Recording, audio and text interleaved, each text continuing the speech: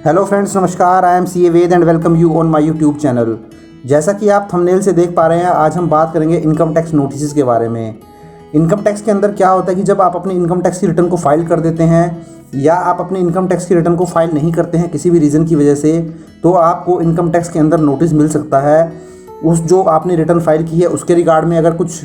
Communication करना हो department को, या उसको कुछ लूप होल्स लगता है आपकी इनकम के अंदर, या आपने कुछ खर्चे एक्स्ट्रा साइड में दिखा रखे हों। सिमिलरली अगर आपने इनकम टैक्स की रिटर्न फाइल नहीं की है और आपको फाइल करनी चाहिए थी, और इनकम टैक्स को भी लगता है आपका रिकॉर्ड चेक करके कि आपको इनकम टैक्स की रिटर्न फाइल करनी चाहिए थी और फाइल नहीं कर रहे हैं, तो आपको इनकम टैक्स की तरफ से जो है नोटिस रिसीव हो सकता है।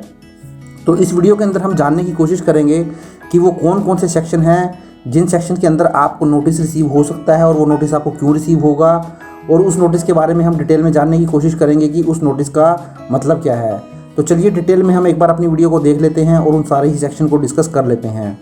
तो चलिए सबसे पहले तो हम बात कर लेते हैं इंटीमेशन अंडर सेक्शन 143 सबसेक्शन 1 के बारे में। तो देखिए जो दोस्तों सेक्शन 143 सबसेक्शन 1 है, ये इंटीमेशन है, ये कोई नोटिस नहीं है। तो इसको हम नोटिस नहीं बोलेंगे, ये सिंपली इंटीमेशन होता है। अब देखिए जैसा मैंने इसमें आपको बताया है कि जो इंटीमेशन आपको मिल जाती है वो 1 मंथ के अंदर मिल जाती है from the date of filing your ITR। जब अपनी इनकम टैक्स की रिटर्न आप फाइल कर लेते हैं तो उसको 1 महीने के अंदर अंदर करीब मान के चलिए आपको जो आपकी ये इंटीमेशन है ये आपकी मेल ID पर आ जाती है।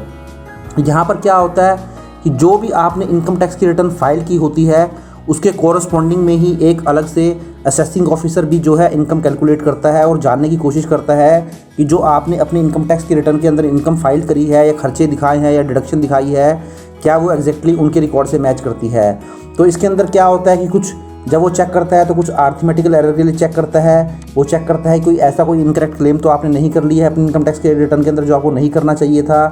या वो क्या है जो आपने कोई गलत खर्चा या लॉस जो है क्लेम किया होगा अपनी इनकम टैक्स रिटर्न के अंदर तो उसको डिसअलाउ कर सकता है। या इसी तरीके से कोई इनकम आपने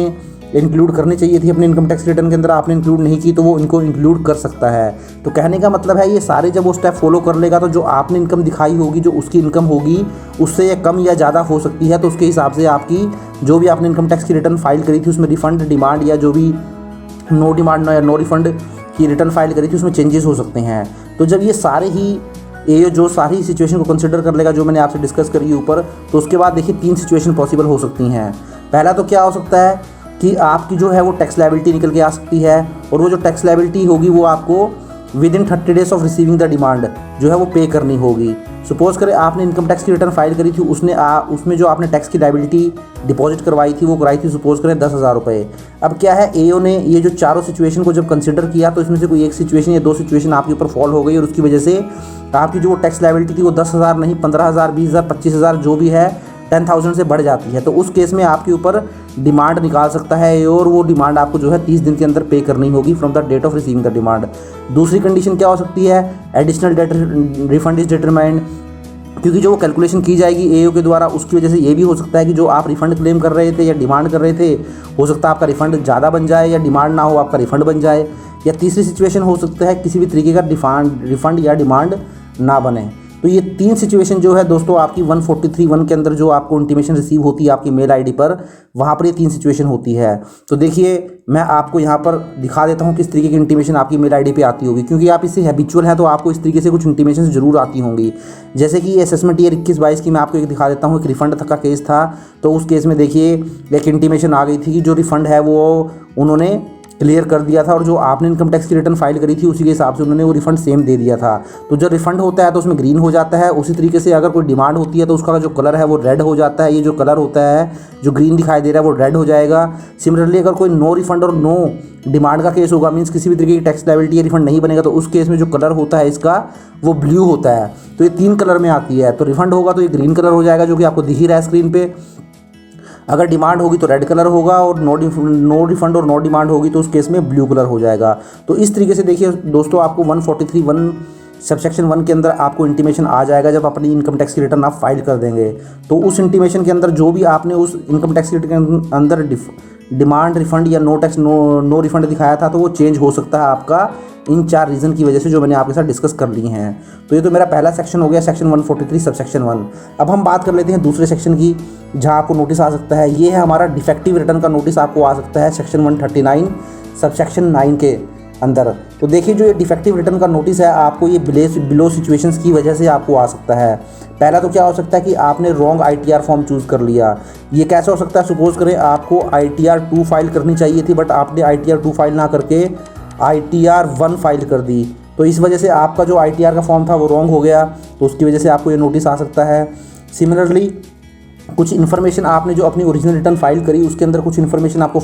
दिखानी चाहिए थी, वो आपने जो है इन्फॉर्मेशन नहीं दिखाई, या आपकी जो रिटर्न है वो किसी भी रीज़न की वजह से इनकम्प्लीट है। तो अगर ऐसी कुछ सिचुएशन है तो आपने जो अपनी रिटर्न फाइल करी थी 139(1) के अंदर या 139(4) के अंदर, जो भी केस हो सकता है, उसकी वजह से आपको एक डिफेक्टिव रिटर्न का नोटिस आ सकता है सेक्शन 139 सेक्शन 9 के अंदर। अब यहाँ देखिए मैंने क्या बताया आपको, AO will intimate the same and give opportunity to rectify the defect within 15 days from the date of intimation. अब यहाँ पर असेसिंग ऑफिसर जो है आपको एक मौका देता है कि आप वो जो भी आपको रेक्टिफिकेशन करना है, उस जो रिटर्न आपने फाइल करी है उसके अंदर कुछ रॉन्ग इन्फॉर्मेशन आपने दी है या रॉन्ग फॉर्म चूज़ किया है, तो एक मौका आपको देता है कि आप उसको रेक्टिफाई कर लीजिए उस मिस्टेक को 15 दिन के अंदर अंदर from the date of such intimation. तो 15 दिन के अंदर उस इंटीमेशन को आपको जो भी आपका डिफेक्ट है आपकी रिटर्न के अंदर, आपने रॉन्ग फॉर्म चूज़ किया है या कोई इन्फॉर्मेशन गलत दिखाई है, कोई खर्चा एक्सेस क्लेम कर ली है, कुछ भी हो सकता है वो, तो आप उसको रेक्टिफाई कर सकते हैं। अब देखिए अगर आप वो रेक्टिफाई नहीं करते हैं within the given period, means अगर from the date of intimation के 15 दिन के अंदर आपको रेक्टिफाई करना चाहिए था और आप उसको रेक्टिफाई नहीं करते हैं, तो उस केस में आपकी जो रिटर्न है वो इनवैलिड मान ली जाएगी और ये मान लिया जाएगा कि आपने किसी भी तरीके की जो रिटर्न है वो फाइल नहीं की है। तो जब आप किसी भी तरीके की रिटर्न फाइल नहीं की है तो उस केस में जो भी आपके ऊपर पेनल्टी के प्रोविजंस एप्लीकेबल होंगे तो वो सारे प्रोविज़न आपके ऊपर एप्लीकेबल हो जाएंगे आपकी इस गलती की वजह से। तो इसलिए जब भी आप अपनी रिटर्न फाइल करें सेक्शन 139(1) के अंदर या सेक्शन 139(4) के अंदर, या रिवाइज करते हैं रिटर्न सेक्शन 139 सेक्शन 5 के अंदर, तो आप ध्यान रखिए आप सही जो फॉर्म है ITR का उसको चूज़ कीजिए, अपनी इन्फॉर्मेशन को कंप्लीट दिखाइए, कोई भी एक्स्ट्रा डिडक्शन ना लें, अपनी इनकम को किसी तरीके से छोड़े ना, सारी इनकम उसमें कंसिडर कर लें, तो आपको ये दिक्कत नहीं आएगी। पर इस तरीके की कोई अगर दिक्कत है तो आपको डिफेक्टिव रिटर्न का नोटिस आ सकता है। तो ये मेरा दूसरा सेक्शन हो गया डिफेक्टिव रिटर्न से रिलेटेड। अब तीसरे सेक्शन के बारे में हम बात कर लेते हैं। तीसरा जो सेक्शन है दोस्तों वो है सेक्शन 142 सबसेक्शन 1 का। इसके अंदर आपको नोटिस भेजा जाता है असेसिंग ऑफिसर के द्वारा, एक इंक्वायरी आपके अगेंस्ट शुरू की जाती है बिफोर असेसमेंट, मींस किसी भी तरीके का असेसमेंट शुरू करने से पहले सेक्शन 142 सबसेक्शन 1 का नोटिस आपको भेजा जाता है। कुछ जहां पर आपने जो अपनी इनकम टैक्स की रिटर्न फाइल करी थी, अगर असेसिंग ऑफिसर में उसको कुछ डाउट्स लगते हैं ऐसे, तो उस केस में आपको सेक्शन 142 सबसेक्शन 1 का नोटिस जो है असेसिंग ऑफिसर सेंड कर सकता है और उसमें आपसे कुछ वो इन्फॉर्मेशन डिमांड कर सकता है। तो देखिए यहाँ मैंने आपको बताया है कि यहाँ पर जो नोटिस इशू किया जाता है वो बिलो सिचुएशन में किया जाता है। देखिए मैंने आपको यहाँ बताया है अगर आप रिटर्न फाइल कर चुके थे, तो उस केस में असेसिंग ऑफिसर को लगता है कि आपने जो अपनी इनकम वगैरह दिखाई है या खर्चा उसमें जो क्लेम किया है या आपने जो इन्वेस्टमेंट उसमें क्लेम की है अपने इनकम टैक्स की रिटर्न के अंदर, उससे सेटिस्फाई नहीं है, तो उसके लिए क्या है असेसिंग ऑफिसर आपसे एडिशनल इन्फॉर्मेशन या एडिशनल डॉक्यूमेंट आपसे डिमांड कर सकता है असेसमेंट करने के लिए, पूरी तरीके से आपके इनकम या आपके खर्चों को असेस करने के लिए। दूसरी सिचुएशन हो सकती है कि आपने जहां रिटर्न ही फाइल ना की हो, तो उस केस में क्या है असेसिंग ऑफिसर आपको ये नोटिस भेजेगा सेक्शन 142 सबसेक्शन 1 के अंदर और आपको बोलेगा कि आप अपनी इनकम टैक्स की रिटर्न को फाइल कर लीजिए, क्योंकि आपके लिए इनकम टैक्स की रिटर्न फाइल करना ज़रूरी था और आपने अपनी इनकम टैक्स की रिटर्न जो है फाइल नहीं की थी, तो उसके लिए भी आपको नोटिस भेज सकता है इस सेक्शन के अंदर कि आप अपनी इनकम टैक्स की रिटर्न को फाइल कर लीजिए। अब देखिए दोस्तों, इनकम टैक्स की रिटर्न जो है फाइल करनी कब कंपलसरी होती है, इसके ऊपर भी ऑलरेडी एक मैंने डिटेल में वीडियो बनाया हुआ है कि आपको कब कब इनकम टैक्स की रिटर्न को फाइल कर लेना चाहिए, और ये उस केस में आपके लिए जो रिटर्न है फाइल करना कंपलसरी होता है। तो उसके ऊपर मैंने ऑलरेडी डिटेल में वीडियो बनाया हुआ है और उस वीडियो का जो लिंक है मैंने नीचे डिस्क्रिप्शन में दे दिया है, या आप नीचे आई बटन में भी देख सकते हैं। तो देखिए अब लास्ट मैंने आपको क्या बताया है, if the AO is satisfied with the document और return he may not start with the assessment process. If the assessee does not comply with the notice, it may scrutiny assessment under section 143 subsection 2। तो देखिए last line में मैंने आपको यही बताया है कि जैसा कि आपने रिटर्न फाइल कर दी थी और उसके बाद असेसिंग ऑफिसर आपसे कुछ एडिशनल इन्फॉर्मेशन या डॉक्यूमेंट मांगता है, जो ये मेरा फर्स्ट पॉइंट था, तो उस केस में आप वो डॉक्यूमेंट प्रोड्यूस कर देते हैं, इन्फॉर्मेशन प्रोड्यूस कर देते हैं, और जो असेसिंग ऑफिसर है उनसे सेटिस्फाई हो जाता है वो सारी ही इन्फॉर्मेशन जो आपने प्रोवाइड की है, तो उस केस में वो आपके अगेंस्ट किसी भी तरीके का असेसमेंट प्रोसेस शुरू नहीं करेगा। बट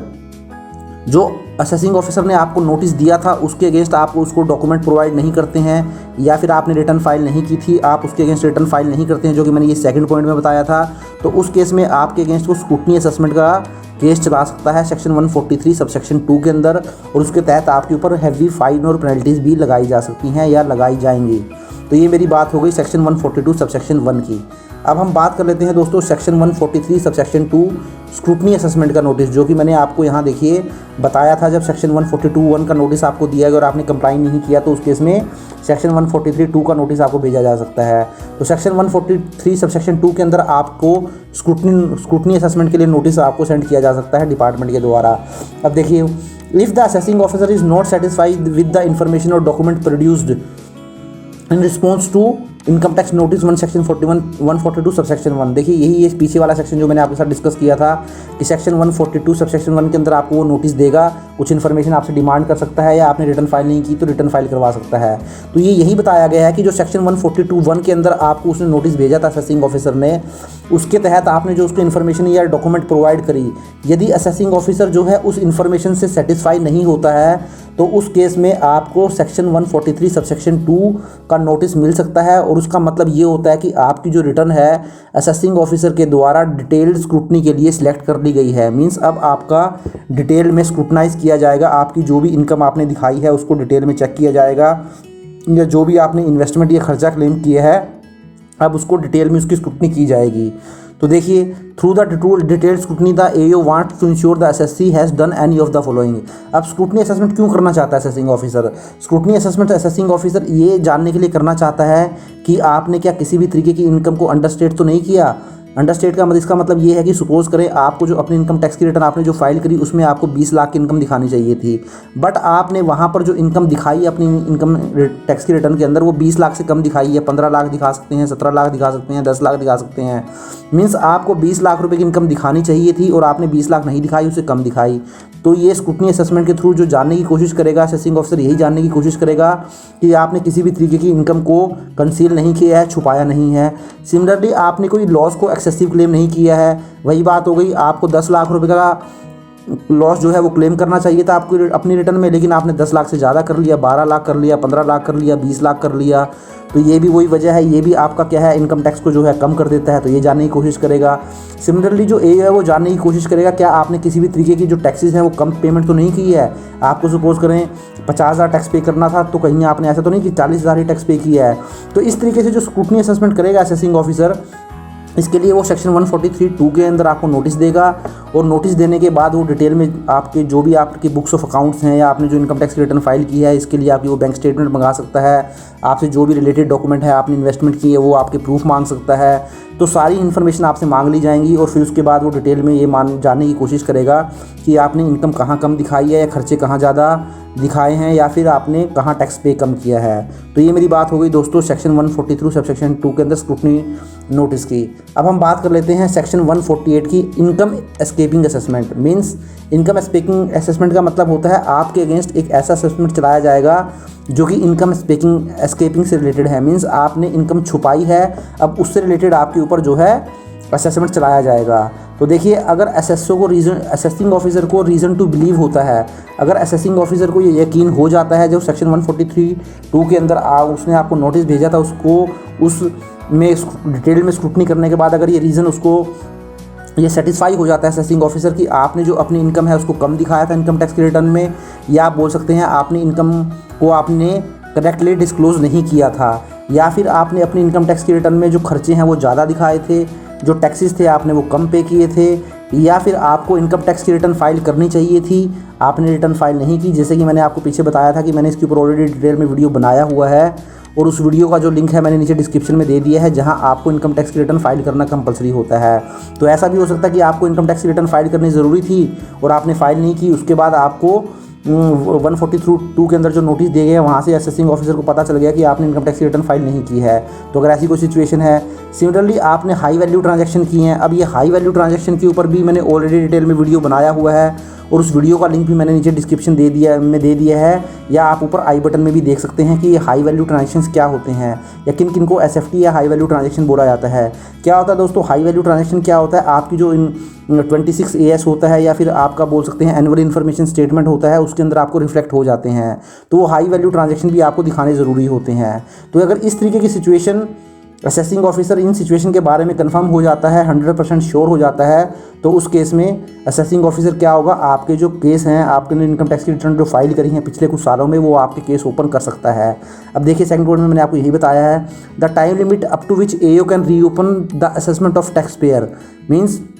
अब जो आप पिछले 5-7 साल में इनकम टैक्स रिटर्नों को फाइल करते आए हैं, अब क्या होगा, डिटेल में स्क्रूटनी करने के बाद असेसिंग ऑफिसर को ये आइडिया लग गया है कि आपने पिछले सालों में जो है अपनी इनकम को सही तरीके से नहीं दिखाया है या आपने खर्चे ज़्यादा क्लेम किए हैं, तो इस केस में आपके वो पुराने केस भी ओपन कर सकता है। तो देखिए नॉर्मल केस जहाँ पे अगर आपकी इनकम जो है वो 50 लाख रुपए से कम होती है, तो वहाँ पे आपके 3 साल तक के केस वो खोल सकता है from the end of the relevant assessment year. अगर मैं इस साल की बात करूँ, जो ये हमारा असेसमेंट ईयर चल रहा है, वो चल रहा है दोस्तों 22-23, जो 21-22 की मैं बात करूँ फाइनेंशियल ईयर, तो उसके लिए असेसमेंट ईयर 22-23 था। तो इसके